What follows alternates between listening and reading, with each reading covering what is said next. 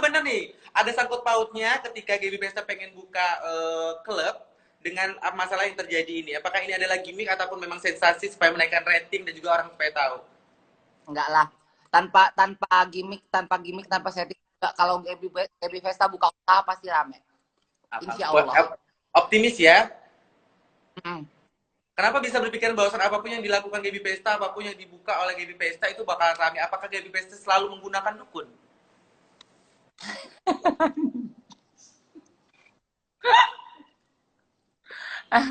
Humble itu adalah kunci untuk kesuksesan seseorang dan ramai atau tidaknya bisnisnya dia. Kalau kita humble sama orang, sama kalau gue kan kalau setiap tamu yang datang ke warung, ke salon semuanya gue samperin gimana, gue tanya punya gimana, kurang apa makanannya, selalu kita minta dapat masukan dari setiap customer yang datang.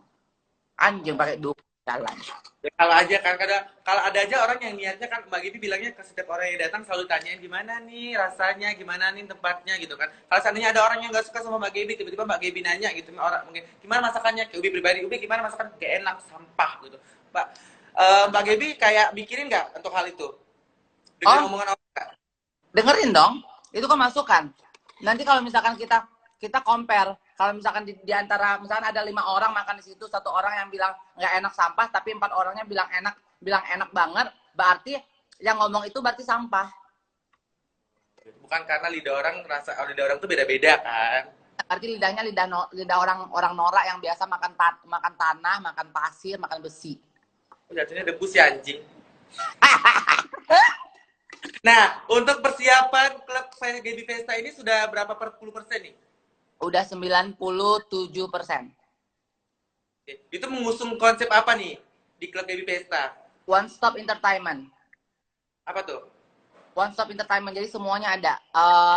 Ada hotel, restoran, klub, terus ada pool, ada shisha, ada extend visa juga. Jadi kalau misalkan lu punya laki, ya, lu dolen laki kan? Siapa nih? Lu tahu lu dolen laki kan? Jadi kalau lu punya laki dari luar negeri gitu kan, mau masuk ke ke Indonesia, terus dia butuh kitas atau visa izin tinggal untuk kita kerja atau kita bisnis di sini, kita bisa urusin semuanya. Kita ada kantornya di situ. Keren loh. Jadi bisa lah abis itu pulang dari Bali tuh kayak dapet transferan 50 gitu kan. Kata kau mau sio di tempatku gratis anjing. Gak ada ya gila. Sejak kapan aku bilangnya gitu? Bakar kau ya. Kau udah pernah belum disiram pakai bensin terus kau disulut pakai korek api gas? Oh, onggo kali gue anjing gitu. Tapi mah ada ketakutan sendiri nggak sih? Masa ada dengan ada masalah ini terus mau buka apa sih klub? Dengar-dengar nih rumor atau isunya gitu kan, netizen yang ditakut netizen adalah kayak ih nanti dijebak lo, bakal ada ini, bakal ada itu gitu. Pernah nggak sih ada ketakutan gitu? Mau dijebak apanya? Orang sekarang pertama kita nggak ngejual narkoba. Itu pertama poin. Nah, kedua gue nggak pakai narkoba. Terus kita ngejual minuman pun, even kita ngejual minuman pun semuanya legal. Izin minumannya semuanya ada. Gitu loh, resmi semuanya. Jadi apa yang mau dijebak? Gila, GB Pesta ini sekarang jadi GB Pesta ini pala dari kepala pecalang di Bali. Kalau pecalang kan di Bali kan biasa punya anjing kan untuk jaga gitu kan. Nah, ini GB anjingnya. Enggak lah, pecalang nggak punya anjing, polisi yang punya anjing. Suka keliaran itu? Bukan, itu Mbak Gebi. Mungkin kalian ada yang pengen ditanyakan tentang Mbak Gebi. Apa, Mak? Eka bukan anjing, Eka leak. Oh, ngeri banget ya setan nih gitu. Mungkin ada yang pengen kalian tanyain tentang GB Pesta gitu. Nama klubnya apa, Mak? The Vesta Club. The Vesta Club. Bagus nggak sih namanya, kayak nggak gimana gitu. Mau kemana kok? Mau ke Vesta Club, nggak bagus ya gitu kan. Nggak bagus deh maksudnya kayak gitu.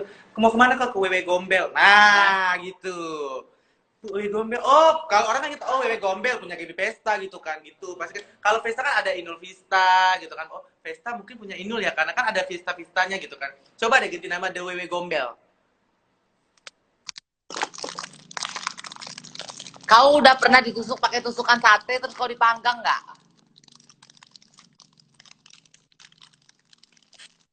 tuh. Ada bilang mana ya? Bali, Manado, dan Papua legal untuk jualan miras, tahu Eke ya? Emang iya udah legal. Apalagi kalau kita punya izin resmi ya. Kasih kerjaan dong Kak, aku udah pulang dari Indo. Nah mungkin Kak Gaby lagi ngajin pekerja gitu, maksudnya LC ataupun PR-nya untuk di sana. UB tuh perlu, UB tuh banyak ini ada lowongan pekerjaan buat restoran baru. Restoran barumu gimana? Udah insya baru nggak terlalu sejauh Mak sih, baru berapa? 40 apa 50? 50%. Karena baru gerak kan awal bulan. Jadi bukanya di Palembang atau di mana? Palembang mah belum ada duit banyak kayak emak. Kalau emak kan memang kan masuk pendapatannya kan dari jualan makanan, jualan lendir gitu kan. Jadi banyak. Kalau jual diri kan udah nggak lagi UB. Kau janganlah diungkit-ungkit masa laluku. kata Mak Gaby kan apapun yang ada di diri gue, event itu aja gue harus tunjukin. Jadi orang nggak punya celah lagi buat ngancurin gue. Bener nggak? Tapi kan sekarang kan udah nggak jual diri, sekarang kan uang halal semua. Ya tapi kalau masih ada dapat job masih terima kan? Kalau bayarannya. Ya kan? Kalau bayaran cocok masih mau. Jadi sekarang gini logikanya ya, lu dapat duit banyak, terus dapat enak, masa nolak? Nggak tahu, masalah aku nggak pernah kayak gitu. Oh, mungkin kalian pengen nanya-nanya tentang Mak Gaby Pesta, apapun pengen kalian tentang masa lalunya, tentang juga kehidupannya, keluarganya, suaminya yang kemarin sempat juga meninggal ya kalau nggak salah ya. Anjing, nggak ada suami aku anjing. Oh nggak ada suami, yang kemarin yang dikirimin itu laki bule siapa? Atau halus-halus mata? Itu mantan. Oh mantan, kenapa sih kok bisa jadi mantan? Mungkin ketahuan ya matrenya ya. Kan bencong kan tahu sendiri kan, bencong ini tuh kuat mungkin tuh ngasih duit. Ada nggak? Tapi haram Kak jual diri, nggak apa-apa sayang. Pertahankan. Sama es teh manis kasih. Alkohol haram pun. Bebek gombel ini kapan ditebak? Bebek gombel ini kapan ditebas titiknya? Oh, Mak Gaby kapan sih potong kelamin? Tahun berapa sih? Lupa sih waktu itu pas lagi mati suri. Mungkin maksud lu nggak sadar lu gitu jadi transpuan. Emang lu dari kecil pengen jadi bencong. Gila.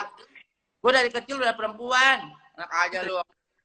Ya gue nonton sih. Jadi ajak UB join Miss International Queen. UB ikutlah Miss Queen-nya tahun ini ya. Gue masih ada lonceng anjing, gila ya orang tua gue stroke Apa, gue. Nggak apa-apa boleh aku sponsorin tak UPTT. Mau? Kagak anjing hapus deh gila. Kagak. Kajal nih. Tanya dong Be, tarif Kak Gaby berapa? Kak Gaby tarif berapa sih sekali ngewe dulu waktu masih jadi lonte? Kalau zaman dulunya banget tuh, zaman masih bencong ya. Masih bencong kampung dulu itu 10.000, 5.000 tuh ngisep. Itu masukin ke lubang. Itu zaman dulu banget ya, masih umur 11 tahun. Terus pas udah ke Jakarta awal-awalnya nggak ngelonte kan. Awal-awalnya itu jadi pembantu nyuciin pakaian dalam PSK dan lain-lain gitu. Udah gitu jadi mucikari. Jadi mucikari terus akhirnya dibawa sama Mak Ayam pergi ke Malaysia pertama kali tahun 2004 itu dibawa kita lewat jalan gelap. Zaman dulu kan orang bisa punya paspor sampai 10 kan. Terus bisa pakai paspor orang kan, nggak perlu pakai paspor kita gitu. Jadi karena Eko waktu itu masih kecil, masih umur 16 tahun apa 15 tahun gitu ya. Kayaknya 15 tahun deh.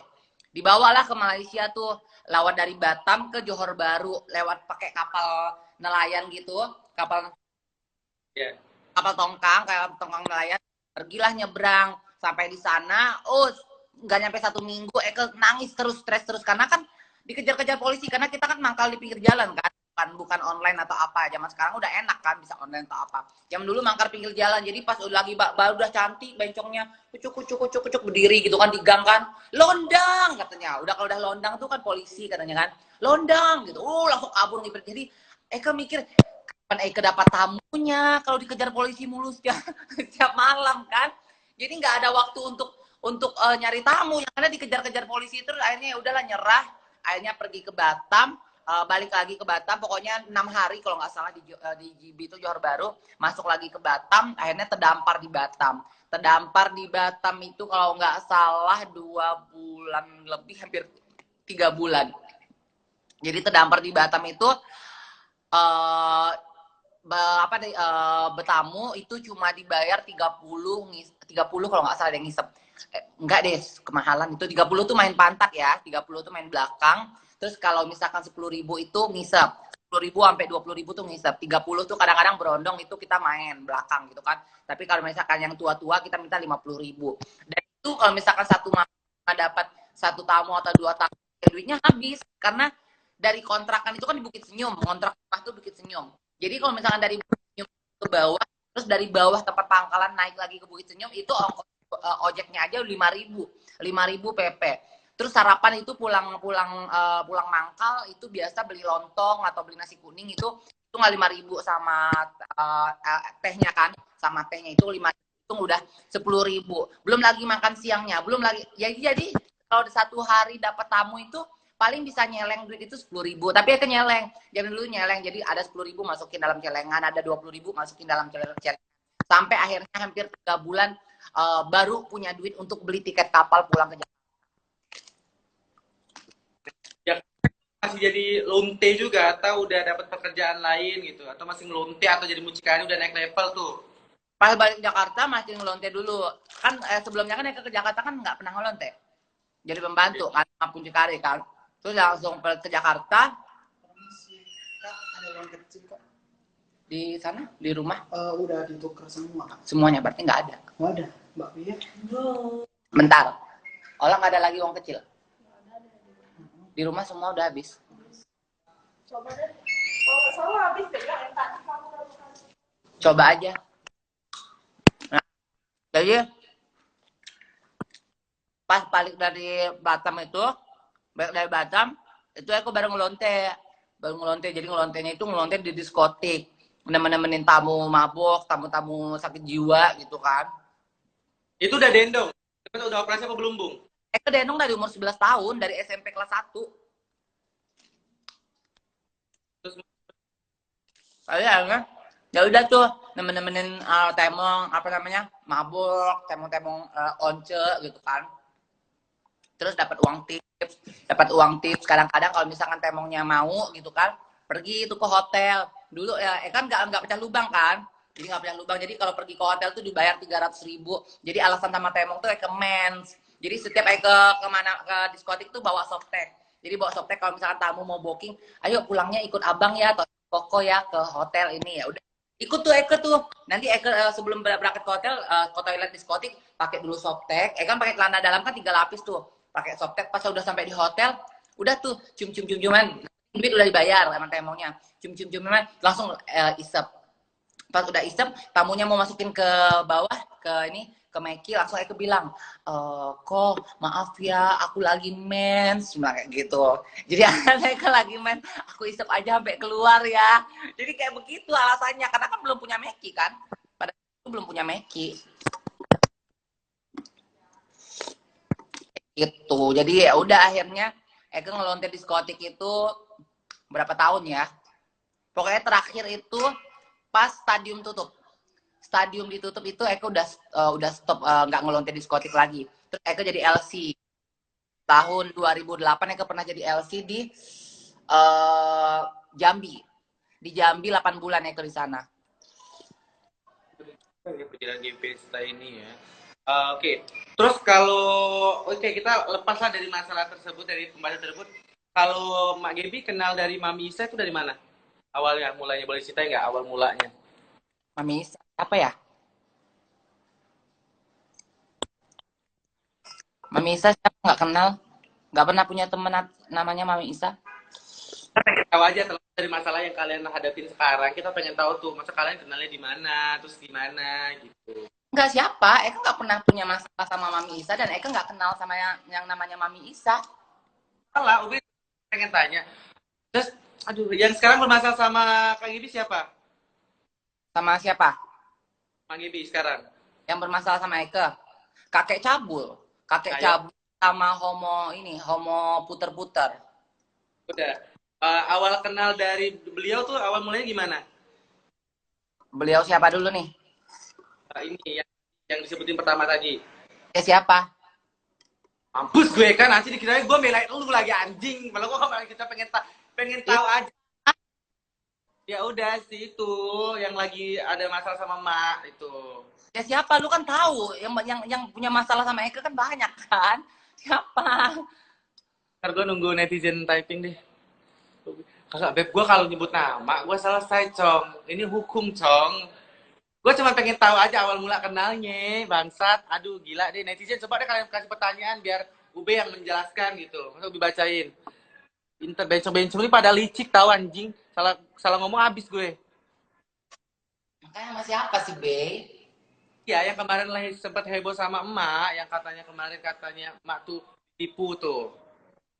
Ah, Eka nipu. Emak ditipu, emak ditipu. Iya, Eka ditipu mah banyak. Sama sama temen deket, sama banyak yang nipu Eka mah. Sebutin dong siapa yang bermasalah, siapa, nggak mungkin dia nggak tahu namanya. Ya yang lebih tahu mah bermasalahnya sama Mami Isa Sega. Nggak pernah kenal dia. Mungkin ada nama samaran lain mungkin. Oh gitu siapa nih? Nggak kenal yang nama yang disebutin itu. Oke. Kalau Waria Tubang, Waria Tubang juga nggak tahu.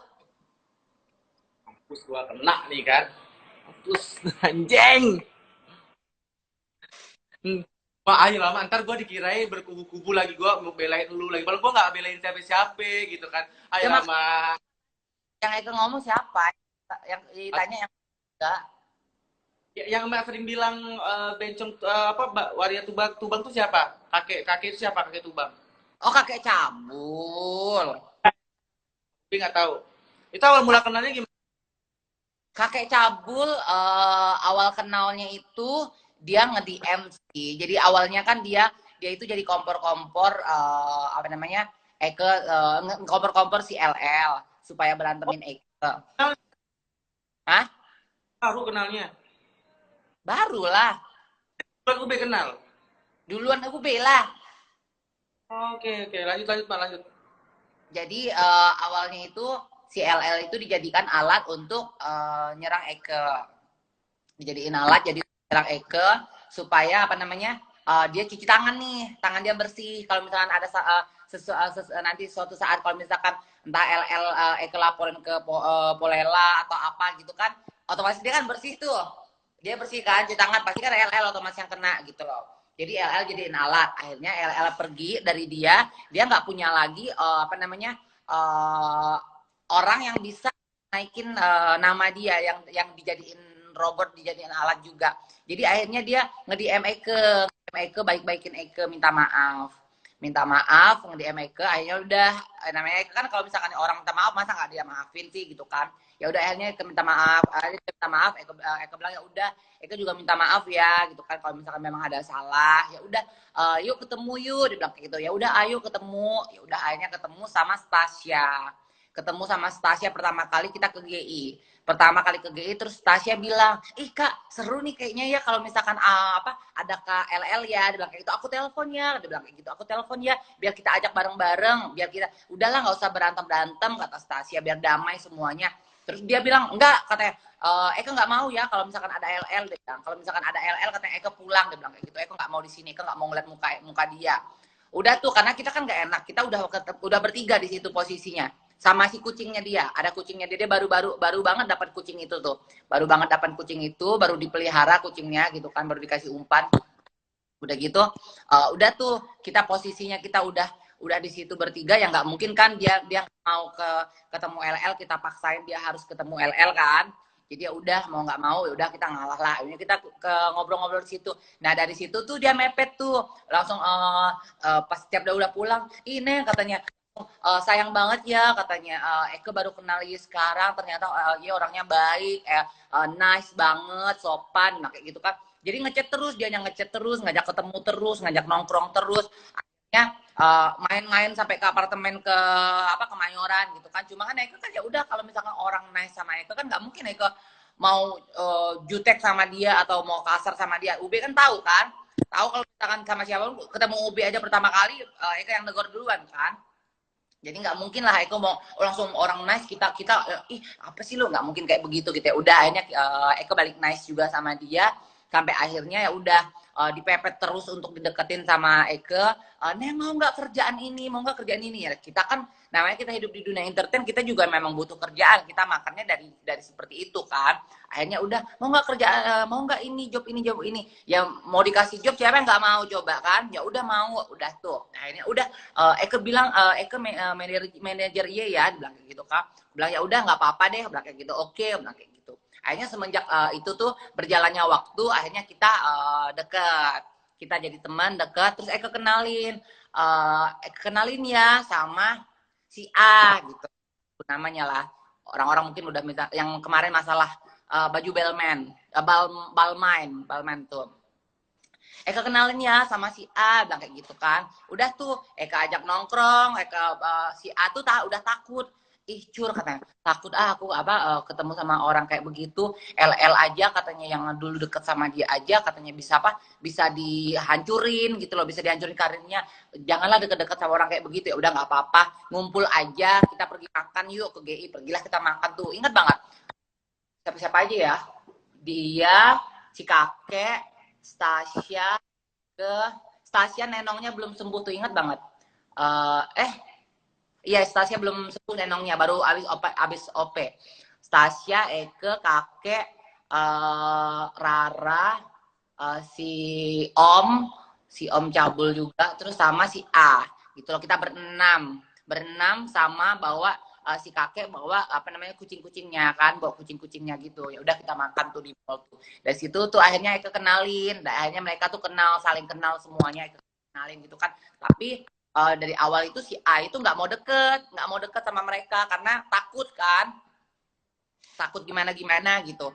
Akhirnya Eke ngeyakinin mereka kalau misalnya nggak kok, dia baik kok gitu. Jadi Eke tuh masih berusaha untuk meyakinkan kalau dia itu orang yang baik. Ternyata ya berjalannya dengan waktu, satu persatu kebusukan dia, kejahatan dia semuanya terlihat gitu loh. Mulai dari kasarnya dia, jadi kalau misalkan kayak si kucingnya salah kunci aja nih ya, masalah kunci. Jadi jelas-jelas kunci itu dia yang masukin ke dalam tasnya dia. Itu kalau misalkan kunci mana? Ada tuh dalam tas kakek gitu, kata kucingnya kan. Terus dia bilang, nggak ada nih, padahal belum dicari sama dia. Nggak ada nih. Oh, langsung dimaki. Anjing lu ya, bangsat lu kan udah kopi dengan bacotnya dia yang kayak om-om, kayak kakek-kakek gitu kan. Udah tuh dimaki-maki, terus dipukul, dilempar pakai sepatu, dilempar pakai barang apapun yang ada di dekat dia gitu. Dari situ Eke mikir nilai kayak gini. Ih, ini orang kasar banget ya. Segila-gilanya Eke tuh nggak pernah namanya mukul atau apalagi ngelempar orang yang di dekat Eke kalau misalkan emang permasalahannya konteksnya tuh hal sepele gitu loh. Beda sama misalkan Eke nggak munafik. Kalau mau marah jangan di depan orang rame, berdua aja gitu. Kalau mau ngapain orang rame kasih. Jadi seperti itu gitu loh. Jadi sama siapapun boleh tanya deh sama yang artisnya kan dulu kan banyak kan, akhirnya semuanya pada keluar. Jadi yang bertahan sekarang itu cuma si kucing. Sama ada satunya lagi tuh artis yang adiknya artis juga itu kan. Nah cuma dia bilang kayak gini, itu juga jadi ancaman sama dia.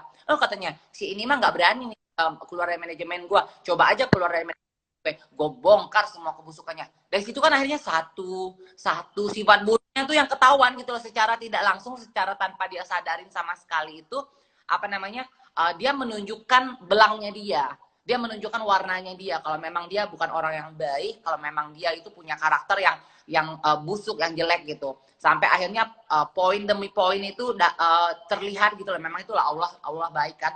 Dilihatkan kebusukan dia, kejahatan dia semuanya. Oh begini, makanya dia tuh paling takut sama Eke. Kenapa? Eke tuh pegang kunci asnya semua. Karena Eke nih kan udah sering banget sama dia nyaksiin depan mata, depan telinga gitu loh, semuanya apa yang dia bicarakan, apa yang dia ucap, apa yang dia lakukan, semuanya Eke lihat gitu.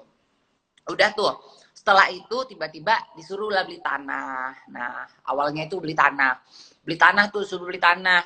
Pas disuruh beli tanah, Eke tadinya ragu. Kamu harus punya loh tanah di Jakarta, ini kan nggak jauh dari Jakarta, masih di puncak gitu kan. Ya udahlah, boleh lah ya. Tanahnya juga nggak mehong-mehong banget gitu, cuma 35 juta satu kapling gitu kan. Ya udah Eke pikir ya udah belilah gitu kan.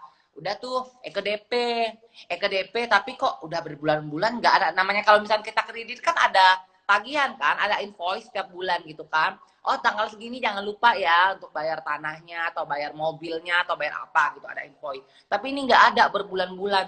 Kok bilang kok nggak ada. Nah akhirnya dirayu-rayu buat bikin PT. Lu harus bikin PT, lu kan mau ngeluarin skincare, mau, harus begini harus begitu lu biar produk lu gini nih. Namanya Eke kan bencong bego ya, Eke namanya bencong lulusan SMP gitu kan. Lulusan SMP, lulusan SD gitu. Cuma lulusan SD jadi ya oh iya ya, gimana syaratnya gini nih. Terperdayalah akhirnya buatlah apa namanya buat PT. Itu harga PT-nya cuma 8 juta dan Eke bayar 50 juta, dipinta sama dia 50 juta. Jadi dia untung 42 juta. Pas di saat Eke tahu yang pas kayak begitu, Eke langsung mikir gini, lu bilang gue teman lu bilang lu sayang sama gue, lu bilang gue anak lu, anak emas lu dan bla bla bla bla. Tapi kok lu manfaatin gitu loh. Oke lah kalau misalkan lu mau bikin itu PT harganya jadi 20 juta, oke ya, masih worth it lah. Lu ngambil untung ibaratnya 13 juta 12 juta itu masih worth it lah gitu. Tapi kalau lu ngambil untung sampai 42 juta tuh kayaknya itu lu bukan azas pertemanan lagi gitu loh. Itu bener-bener lu memanfaatkan orang yang mungkin lu anggap orang lain, bukan temen lo gitu loh, bukan temen lo atau keluarga lo atau saudara lo atau orang yang lu anggap anak lo atau keluarga lo gitu. Jadi Eke berpikir ya udahlah, semenjak pas tahu itu tuh Eke mulai ngindar. Terus dapat lagi omongan, Kak kata SC Vita kan, ini katanya, masa kata si kakek bilang katanya ada si ayahnya, pas banget ada ayah, kita lagi ngumpul nih di salon kan, udah gitu Kak, masa si kakek bilang katanya kakak ngebentak ngebentak ayah, bilang kayak itu kan ngebentak ayah katanya waktu pas acara Miss Queen. Tanya sama ayah, kakak pernah nggak ngebentak ayah? Enggak. Marah aja nggak pernah kata ayah. Tapi kalau misalkan emang ayah lagi ngelakuin kesalahan, kakak selalu negor, tapi bukan marah, apalagi ngebentak. Ayahnya bilang kayak begitu. Tuh ya Ceh, denger ya aku bilang kayak gitu. Terus aku tanya sama, iya katanya pengen deh katanya aku ngambil si ayah itu ikut gua jadi asisten gue. Dia nggak tahu si ayah siapa. Ayah itu mungkin orang Bali tahu ya pemangku itu siapa ya. Ayah itu anak pemangku, orang tuanya punya kos-kosan, dia punya mobil sendiri, dia kerja aja pakai mobil kan ke salon kan. Dia kerja itu ya karena emang pengen ikut gue udah lama, dia ikut gue tuh udah lama gitu loh. Dia pengen kerja sama gue, pengen ikut gue gitu loh. Dia punya mobil, punya duit, punya keluarga yang berkecukupan, nggak bakal mau dia jadi asisten gitu kan. Terus gue tanya depan si Cevita juga, emang ayah mau jadi asistennya si kakek? Enggak lah, ngapain katanya. Ayah udah kenal sama kakak, mending ayah nggak bakal mau ikut siapapun kecuali ikut kakak. Si ayahnya ngomong kayak begitu. Jadi dari situ akhirnya aku berpikir, oh nih orang jahat ya mulutnya, suka ngada-ngada omongan, suka fitnah, suka nipu. Dan semenjak itu tuh aku ngindar terus. Nah pas waktu itu mau ke Jakarta, pas posisi mau ke Jakarta, mau tanda tangan kontrak kerjaan sama BPYC. Udah tuh mau ke Jakarta, terus Eke kan di Kemayoran kan masih ada apartemen tuh, dia bilang kayak gitu, udah di sini aja, di apartemen baru kakek, dia bilang kayak gitu, apartemen baru kakek, dia bilang gitu, nanti kita ngumpul-ngumpul karena kan si A juga tinggal di sini, anak-anak juga sering di sini. Oh ya udah, Eke pikir kan ya udahlah, Eke nginep di sana, tadinya mau nginep kan 1 hari 2 hari gitu kan. Akhirnya setiap mau pulang itu, Eke mau ke Kemayoran, udah nggak usah di sini aja, ditahan-tahan sama dia, sampai Talia pun setiap mau pulang pun ditahan-tahan. Nah sekarang itu dipelintir sama dia, seolah-olah kita tuh numpang hidup sama dia gitu loh, di Jakarta itu numpang tinggal sama dia. Padahal kita nggak pernah numpang tinggal sama dia, karena posisi pas kita di Jakarta itu kita selalu dipaksa itu untuk tinggal di tempatnya dia gitu loh, tempat apartemen sewaannya dia itu. Jadi seperti itu. Ya. Terus. Iya, udah cuma Eka kan ngindar. Nah, semenjak pas sudah kejadian itu pun Eka ngindar, masih ngindar terus gitu loh. Sampai akhirnya si A itu dihajar sama mereka gitu loh, dihajar katain gitu kan, dikatain, difitnah dan lain-lain gitu kan sama si kakek sama si om itu. Jadi ya Kalau mau belanja ya. nitip buah ya. Iya, ini nih duit hari ini. Pakai dulu aja, pakai duit aja. Ntar dulu. Beli cabai rawit. Apa yang ada? Tomat, cabai rawit. Kacang panjang aja ya buat kita nyuruh. Iya tuh. Sama bayam deh. Kalau ada mau nggak ada ya. Iya. Ada biasa bayam tuh. Coba aja. Buat sayur-sayur rebus-rebusan. Ini apa? Hari Selasa mau dibayar. Udah diantar tapi belum dibayar sama orang sama kita. Jadi ini duitnya nih. Terus nanti Selasa mau dibayar. Ya udah. Ini modal kita 100. Makanya 300.